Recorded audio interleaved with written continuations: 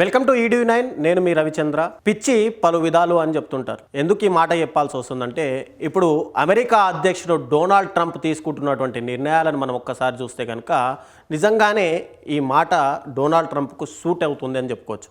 ఎందుకంటే ఇప్పటికే board of piece అనేది చెప్పి నేను ఒక సంస్థని ఎస్టాబ్లిష్ చేస్తాను, ఈ సంస్థల ద్వారా చాలా రకమైనటువంటి శాంతి ఒప్పందాలు జరుగుతాయని చెప్పి డొనాల్డ్ ట్రంప్ చెప్తున్నాడు.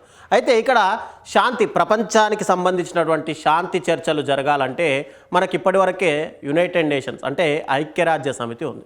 ఇక్కడ ఐక్యరాజ్య సమితి తీసుకుంటున్నటువంటి నిర్ణయాలు మనందరికీ తెలుసు. కాకపోతే ఐక్యరాజ్య సమితిలో కొన్ని శాశ్వత సభ్యత్వ దేశాలు ఉంటాయి, కొన్ని టెంపరరీ దేశాలు ఉంటాయి. దీంట్లో ఇలాంటి యుఎన్ కాకుండా నేనే సపరేట్గా ఒక పీస్ బోర్డ్ అనేది తీసుకొస్తాను. ఈ బోర్డులో చైర్మన్ ఉంటారు, చైర్మన్తో పాటు ఇతర దేశాలన్నీ కూడా మెంబర్షిప్ తీసుకుంటాయి. దీంట్లో ఆ మెంబర్షిప్ ప్రకారము అన్ని దేశాల్లో కూడా పీస్ ఎస్టాబ్లిష్ చేస్తాను అని చెప్పి ట్రంప్ చెప్తూ వచ్చాడు.